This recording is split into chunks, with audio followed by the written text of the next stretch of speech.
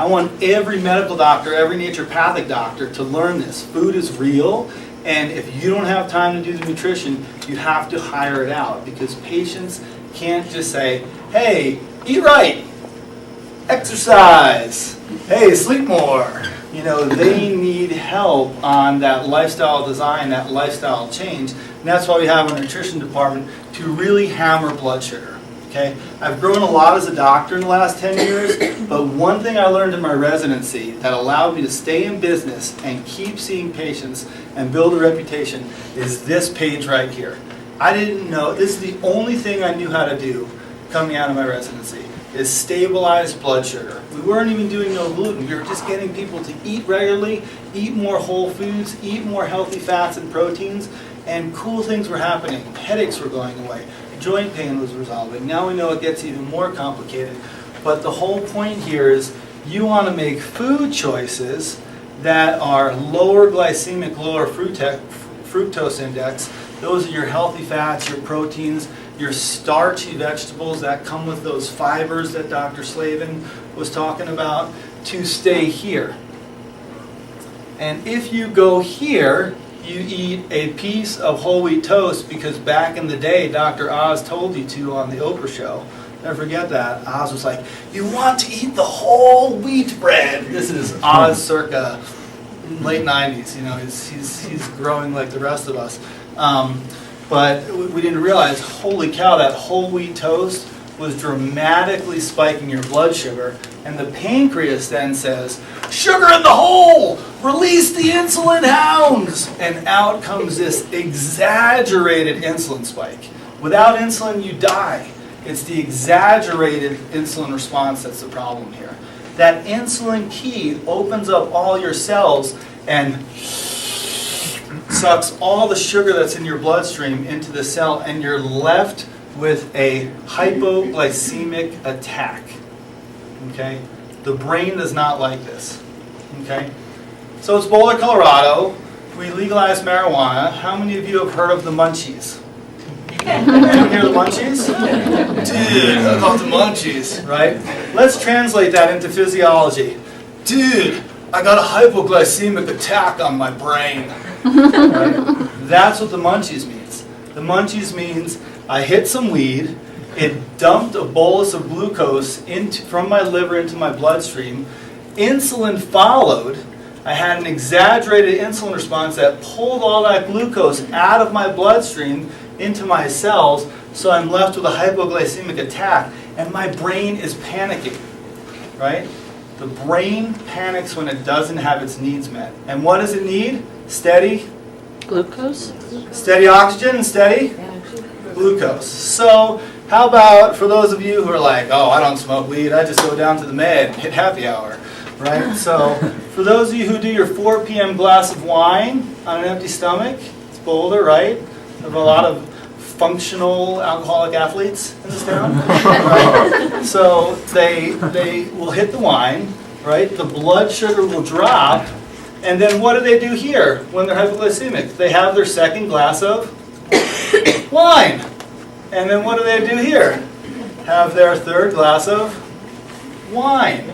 Right around here, about 10, 20 years in, the pancreas sings that old country song. You can take this job and shove it. I ain't working here no more. And that's type 2 diabetes. The pancreas literally says, I quit.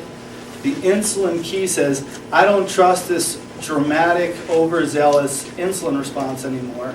And people get insulin insensitivity, where the insulin key is the insulin lock is no longer sensitive to the insulin key.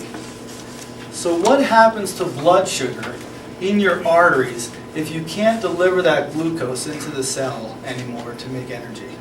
What happens to your blood sugar on a blood draw? Does it go up, stay the same, or go down? Goes up. Everyone follow that? Everyone get that? If your insulin key is broken with the insulin lock that's needed to get glucose from the bloodstream into the cell, it's going to start rising in the bloodstream. Everyone with me so far? So the bloodstream, you can go to the next slide, Dana. the bloodstream starts getting high with glucose. And your medical doctor, your nurse practitioner, your naturopath would say, you know, we are seeing you as pre-diabetic, right? When that level gets to over 140 on a fasting blood sugar, we officially start calling you type 2 diabetic, okay? What's interesting about this is the body will go the distance for your lousy decisions. It will go to its infinite wisdom to do whatever it can to deal with our crappy diet and lifestyles. Okay? So when you have that high glucose in the bloodstream, it says, how can I deal with this? The insulin lock is broken and I can't get this glucose into the cell to make me energy and happy and have stamina, so I got to do something with it. It takes 3 fats. How many wheels are on a tricycle?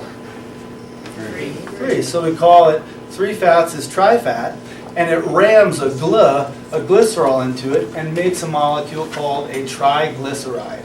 How many of you have heard about your triglycerides on your labs before? Talked about your HDL, your LDL, and your triglycerides, right? The only one you should care about is your triglycerides, because that's the one that's inflammatory. That's the one that represents your insulin key and insulin lock are breaking. Okay? The glucose is starting to rise in the bloodstream, and you can get glucose into the cell to make what? Energy. Energy! Right? So triglycerides is something you're going to read a lot about in Wheat Belly. This is a quote for the back of the Wheat Belly book here. Did you know that eating 2 slices of whole wheat bread can increase your blood sugar more than 2 tablespoons of pure sugar can? Okay? So you think you're doing yourself a favor by buying the whole grain. Little do you know that food addict voice in your head is still just coming up with these silly tricks to outfox you from feeling real vitality, real health, which comes from staying away from blood sugar swinging foods. Okay? So we're talking about 2 things tonight. We're talking about, regardless of what you think about gluten, in regards to intolerance, allergy, sensitivity, celiac disease, regardless of that whole conversation, it is bad for everyone because it does this to the blood sugar. Everyone with me? You guys see Super Size Me? Cardiologist, the PCP, the primary care doc, and the hepatologist are all freaking out about one number 2 weeks into his deal. Super Size Me, for those of you who haven't seen it, it's phenomenal. Spurlock did a documentary on himself where he decided to eat McDonald's for breakfast, lunch, and dinner. And every time they ask him if he wants to supersize it, he has to say yes. Okay? And he gets asked to supersize it out of the most in any McDonald's in the States in Texas. Texas McDonald's asked him, well, supersize that? You know, it's kind of funny with the 10-gallon hat and the whole bigger is better thing, right? So they're all freaking out about his triglycerides because it's not the McDonald's pink slime ammonia clean beef patty that's causing people problems at McDonald's. It's the 20 grams of sugar in the secret sauce. It's the triple bun. It's the 65 grams of fructose in that supersized drink. It is the damaging trans fat fried French fries, right? So it's not, a burger's not going to kill you. It's when you add the insulin spiking carbohydrates that turns the saturated fat in that burger on fire. Okay, so if you go back and watch the movie, you'll hear about your triglycerides are 400, and everyone's like, this is serious talk time with this patient, right? So it's all about triglycerides. So steady oxygen, gluten's contribution to plaque development. So an interesting side effect, Dr. Slavin talked about how in celiac disease, this is a unique piece of gluten. Celiac means digestion. And before they knew what the heck was going on, in early 1900, they just called this digestive disease. That's what this translates to. And what was happening was the body, as Dr. Slavin was saying earlier, mistakes gluten as being foreign or dangerous looking. It thinks gluten's the swine flu. Okay? That's what happens with gluten sensitivity. And it puts an antibody tag on gluten, marking it as bad, foreign, dangerous, infectious looking. And that antibody tag whistles the T cells to come and beat the heck out of gluten. And that's how celiac starts. Along the process, celiac is an autoimmune disease because there's a part of the intestine called the endomycelial layer and an enzyme in there called transglutaminase that look enough like gluten that the antibody tag also fits the intestinal lining. And it tags, in a celiac disease patient, you tag your own intestinal lining for destruction. Okay? How many of you have ever heard of friendly fire in the military? Right? This is friendly fire on the gut. Okay? Your general has accidentally, your general of the immune system has accidentally ordered an assault on self-tissue. The self-tissue destroys, and here you had all this surface area to absorb that iron and B12 and folic acid in your buffalo burger to make red blood cells to carry oxygen to the brain.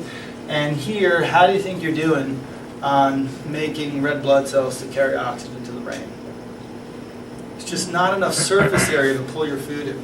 I can't remember the exact stat, but when I first learned anatomy, when they spread out your guts, every single layer of your guts covers a surface area of approximately a tennis court.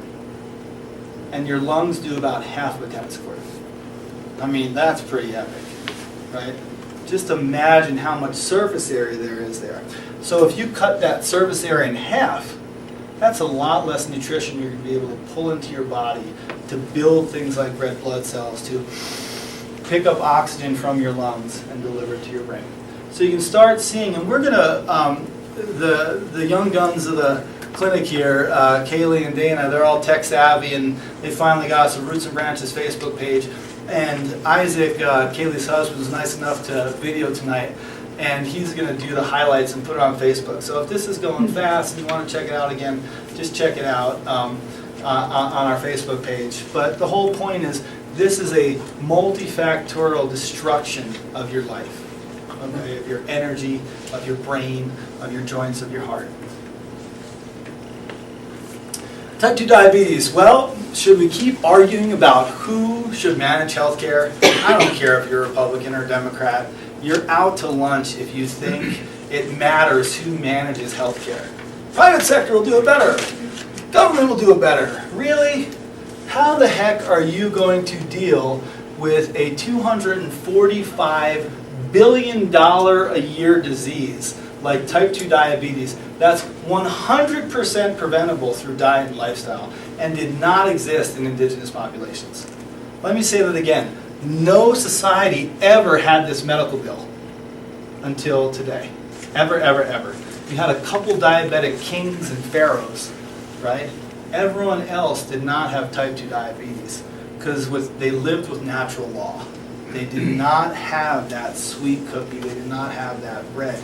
My bad joke that I tell the patients is Chief Niawat didn't come out of his teepee every morning and say, I'm going to pick enough wild quinoa to make pancakes for everyone, right? No, you had to eat high-density food. You had to let the buffalo accumulate the nutrition for you and then take out that buffalo with its blood sugar neutralizing meat. You ate a little bit of berries, a little bit of wild leaf lettuce, some nuts and tubers. So this never existed, okay? And I think about this honestly, part of the reasons I eat responsibly is for my children. I do not want them to have to pay the healthcare bill, okay? This does not start with private sector or government running healthcare. It starts with personal responsibility and good coaching. And that's why we have Aaron and Katie here. It's too much for doctors to do. You need a relationship with a nutritionist and maybe someone like Jake, a therapeutic chef, until you understand how to do it. And then you feel the good vibes in your brain of what it feels like to have steadfast energy. And then you get off the healthcare bill. Right? We have two goals at Roots and Branches.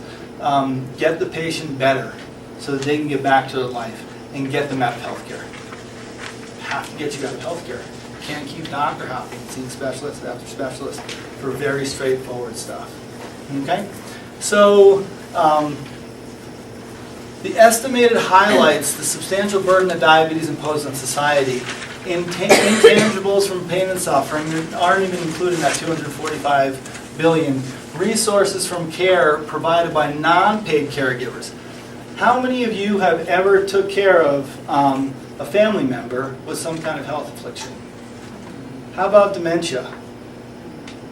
So type 2 diabetes causes a twofold increase in dementia.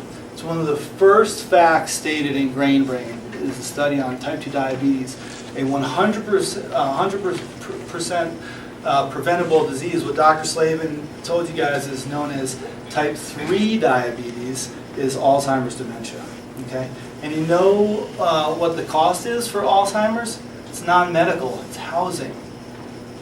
It's not even a medical thing like procedurally. You have to have people to change diapers and do sponge baths and take people out and let people try and die with dignity when they've lost their brain for 10 years.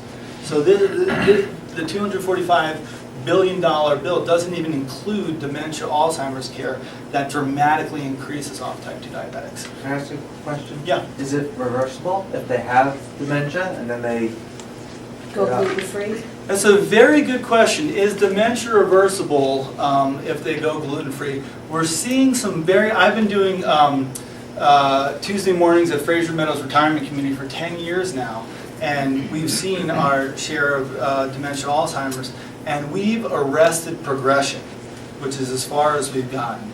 There's a little slide I've seen with 2 people, but interestingly, Dr. Slavin was talking about those tall proteins. You probably read in Time and Newsweek and New York Times, these beta amyloid plaques in Alzheimer's, but they also have these tall proteins. And niacinamide, vitamin B3, is one of the things that can dramatically arrest progression of those tall proteins. Well, niacinamide is also about balancing blood sugar. So the answer at this point is we don't know yet. We're seeing cool cases of arresting progression, which is a huge deal. If you still have someone like one of our guys still goes and reads newspapers, still plays pool with his buddies, his wife can go get a massage or do her bridge club, and she doesn't have to babysit him all day. And that's a huge change for everyone's quality of life. But we haven't seen a dramatic reversal of the dementia yet. Dr. Perlmutter at his clinic in Naples has hyperbaric oxygen chambers. He has 6 of them, because remember, steady glucose, steady oxygen. So he puts a lot of his dementia patients into these oxygen chambers and is seeing cool stuff happen with that. But we're not seeing reversal. And this is the key point. You guys came out tonight to be part of the self-responsible prevention. And if you don't feel like you can do it alone yet, you need nutritional support, that's why we're here. Right? So I tell people all the time, we can do, if I hear jokes about 50-year-old dad always misplacing his keys, that's not a family joke. That's dad's early dementia.